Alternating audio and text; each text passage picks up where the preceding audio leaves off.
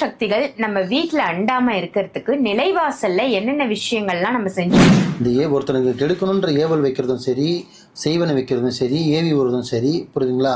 குட்டி சேத்தனை பயன்படுத்துறதும் சரி, எச்சினி பயன்படுத்துறதும் சரி, தேவதைகளை பயன்படுத்துறதும், இது எல்லாமே வந்து ஒருத்தனை கெடுக்கிறதுக்கு 11 மணிக்கு வாங்கி வருது. இந்த மாதிரிலாம் நிறைய நேரத்தில் நடக்குது. எல்லா நேரத்திலும் நம்மள அது மாதிரி தாக்குமான்னு கேட்டால் தாக்காது. உன்னோட கெட்ட நேரம் இருந்ததுன்னா கம்பல்சரி தாக்கும். அதை டெலிவரிக்காரன் எத்தனை வந்தாலும் சரி, புருஷன் மகன் எத்தனை வந்தாலும் சரி, இல்லை எனக்கு கெட்ட கெட்ட கனவு வருது, கெட்டது வீட்டில் எதுவும் சத்தம் கேட்குது, டிஸ்டர்பன்ஸாக இருக்குது, தூக்கம் வர மாட்டேங்குது, வீட்டில் நல்லதே நடக்க மாட்டேங்குது, கெட்டதே நடக்குது, தீய சக்தி இருக்கிற மாதிரி இருக்குது, இந்த மாதிரி உங்களுக்கு பயமாக இருந்தால்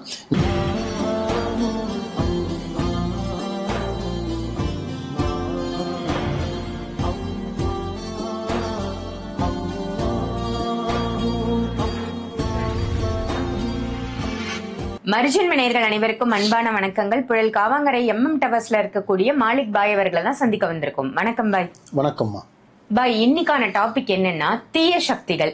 தீய சக்திகள் நம்ம வீட்டுல அண்டாம இருக்கிறதுக்கு நிலைவாசல்ல என்னென்ன விஷயங்கள்லாம் நம்ம செஞ்சு வைக்கணும்? நல்லா கேட்டீங்க. ஆக்சுவலி நிறைய பேர் கேட்குறாங்க. அது மாதிரி இப்போ நார்மலாகவே பார்த்தீங்கன்னா எல்லாருமே வீட்டு வாசலில் பார்த்தீங்கன்னா கண்டிஷ்டி விநாயகர் வைப்பாங்க. இந்து மக்கள் சொல்கிற ரிலேஷன் பார்த்தீங்கன்னா விநாயகர் வைப்பாங்க, அப்புறம் ஆயத்து வைப்பாங்க. இந்த மாதிரி நிறைய விஷயங்கள் தேவைப்படும். சாமி படம் நிறைய வைப்பாங்க. சாமி படமாக வைக்கிறது ஒரு விதம். ஆனால் ஒரு வீட்டுக்குள்ளே தீய சக்தினா பில்லி ஏவல் சூனியம் இந்த மாதிரி விஷயன்றது வந்து பார்த்திங்கன்னா ஒரு மனுஷன் இன்னொரு மனுஷனை தாக்குறதுக்கான செய்ய வேண்டிய விஷயம். ஆனால் இந்த பில்லி சூனியல் ஏவல் இதெல்லாம் வந்து இதுக்கு கட்டுப்படுமான்னு கேட்டால் சத்தியமாக கட்டுப்படாது. இதெல்லாம் வச்சு தான் நம்ம ஏவியே விடுறாங்க. நல்ல வார்த்தையை கவனிங்க. இந்த ஒருத்தனுக்கு கெடுக்கணுன்ற ஏவல் வைக்கிறதும் சரி, செய்வனை வைக்கிறதும் சரி, ஏவி விடுறதும் சரி, புரியுதுங்களா? குட்டி சேத்தனை பயன்படுத்துறதும் சரி, எச்சினி பயன்படுத்துறதும் சரி, தேவதைகளை பயன்படுத்துறதும், இது எல்லாமே வந்து ஒருத்தனை கெடுக்கிறதுக்கு. இந்த சாதாரண எலுமிச்சை போலாம் ஃபோட்டோ கிட்டலாம் அதுக்கெல்லாம் ஒன்றும் அசராது. உள்ள அடிக்கிறது அடிச்சே தீரும். என் வீட்டில் சாமி படமே இருக்குது, சாமி கும்பிட்றாங்க, செய்வனை வைக்கிறாங்க, பழிக்குது இல்லை? பின்ன எல்லா ரிலேஷன் எல்லா இதுக்கும் போயிட்டு தான் இருக்காங்க. ஆனால் செய்வனை பழிக்குது இல்லை. ஏன்னா வைக்கிற செய்வனை அந்த மாதிரி. தயவுசெய்து செய்வனன்ற வார்த்தையை பயன்படுத்தாதீங்க. என்னன்னு பார்த்தீங்கன்னா முக்கியமானது இது வந்து பார்த்தீங்கன்னா ப்ராக்டிக்கலாக வந்து நார்மலாக வந்து தனிப்பட்ட மனுஷன் பார்த்தீங்கன்னா இந்த அன்டைம் வீட்டை விட்டு போகிறது, அன்டைம் வெளிலேருந்து வீட்டுக்கு போகிறது, வீட்டுக்குள்ளே ஒரு பச்சை குழந்தை இருக்குது அதுக்கு தீட்டு தங்காமல் இருக்கிறதுக்கு, தீட்டு படாமல் இருக்கிறது, கெட்டது வீட்டுக்குள்ளே வராமல் இருக்கிறதுக்கு, கால் வழியாக கண் திருஷ்டி வராமல் இருக்குது, கெட்ட எண்ணத்தோட வீட்டுக்குள்ளே வர மனுஷன் வராமல் இருக்கிறதுக்கு, புரியுதுங்களா? ஒருத்தவங்க நமக்கு என்ன சொல்கிறதுனா எப்படி சொல்கிறதுனா கால் வழியாகவே பார்த்தீங்கன்னா சென் டைம் இந்த அன்டைம் பார்த்தீங்கன்னா சில பேர் நான்வெஜ் சாப்பிட்டுட்டு வர்றது, நான்வெஜ் வாங்கிட்டு வர்றது, மிக நல்ல 11 மணிக்கு வாங்கிட்டு வர்றது, இந்த மாதிரிலாம் நிறைய நேரத்தில் நடக்குது. எல்லா நேரத்திலும் நம்மள அது மாதிரி தாக்குமான்னு கேட்டால் தாக்காது. உன்னோட கெட்ட நேரம் இருந்ததுன்னா கம்பல்சரி தாக்கும். அதை டெலிவரிக்காரன் எத்தனை வந்தாலும் சரி, புருஷன் மகன் எத்தனை வந்தாலும் சரி, தாக்குறது தாக்கும். டைம் நம்மளுக்கு நேரம் சரியில்லைன்னா. ஸோ இதெல்லாமே வந்து பார்த்தீங்கன்னா அந்த வீட்டுக்குள்ள நிலவாசலில் வைக்க வேண்டிய பொருட்களை கொஞ்சம் வச்சோன்னா ஓரளவுக்கு பாதுகாக்கலாம். இதுதான் உண்மை. ஓரளவுக்கு இல்லை, 100% பாதுகாக்கலாம். ஆனால் இந்த பில்லி சூனியம் ஏவல் இந்த மூணும் பாதுகாக்க முடியாது. இந்த மூணுக்கெல்லாம் வேற மாதிரி செய்யணும். நம்ம சாதாரண 100 ரூபா கொடுத்து காண்டி வாங்கி வச்சுட்டு செய்வனுக்கு வராதுன்னு எப்படி வராது இருக்கும்? அதெல்லாம் கிடையாது. இது நிலவாசல் வீட்டில் இருக்கிறவங்கள ஓரளவுக்கு 90% பாதுகாப்பாக வச்சுக்கிறதுக்கு என்ன வைக்கணும்னு பார்த்தீங்கன்னா ஃபோட்டோஸ் வைக்கிறது. அது காமனாக அந்தந்த ரிலீஜன்காரங்க அந்தந்த வைப்பாங்க.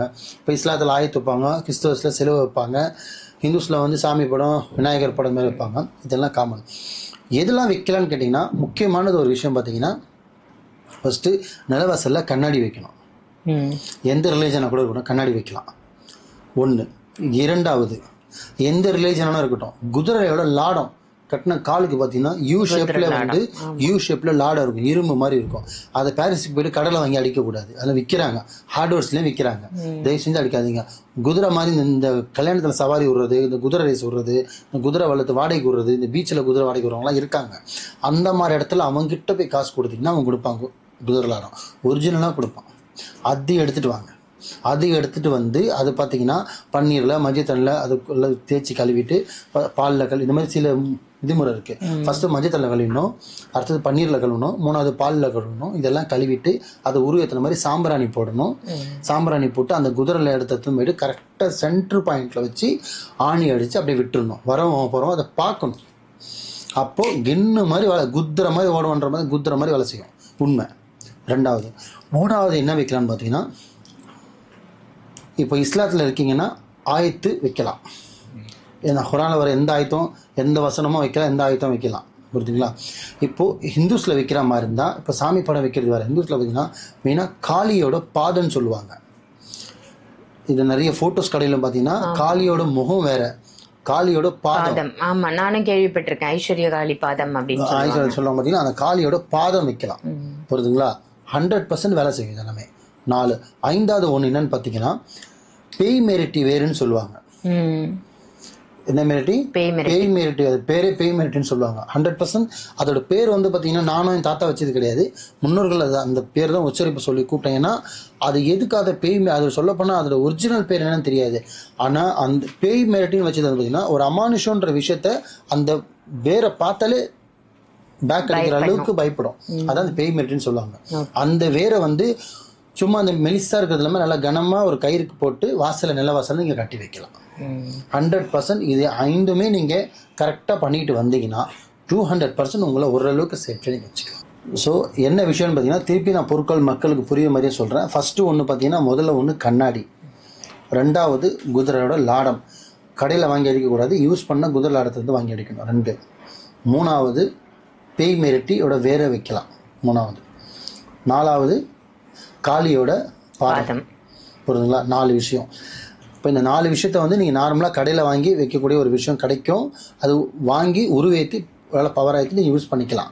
ஆனால் 5வது ஒன்று என்னென்னு பார்த்தீங்கன்னா எங்களை மேலாளுங்கிட்டயோ சரி இல்லை என்கிட்டயோ சரி வந்து பார்த்தீங்கன்னா ஒரு ஆயத்து மாதிரி எழுதி கொடுப்போம். இப்போ இந்துஸ்லேயே பார்த்தீங்கன்னா அச்சரம் மாதிரிலாம் போட்டு கொடுப்பாங்க. ஆயத்துன்னா எந்திரம் சொல்கிறீங்க? ஆமாம், ஆயத்துனா எந்திரம். ஆயத்துன்றது பார்த்தீங்கன்னா இப்போ நான் வந்து ஆயத்துன்னு சொல்லுவோம். இப்போ உங்களுக்கு அச்சரம்னு சொல்லுவாங்க. ஆமாம், புரியுதுங்களா? அச்சரம் வந்து பார்த்தீங்கன்னா எழுதி வரும், உருவத்தில் வரும், சிம்பிளில் வரும், சாமியோட உருவம் போட்டு வரும். இந்த மாதிரி ஆயத்தை வந்து இந்த மாதிரி அச்சரத்தை வந்து பார்த்தீங்கன்னா கடையில் வாங்கியோ ஃபோட்டோக்களில் வாங்கியோ எல்லாம் வந்து நீங்கள் ஆயத்து அந்த போட்டு வைக்கக்கூடாது. இப்போ நானே எழுதி கொடுக்குறோம். ஆயத்து வந்து எழுதணும், ஓத எழுதணும். அதுதான் பவர். அதுதான் அதோட நாட்டம் தான் அதிகமாக வேலை செய்யும்.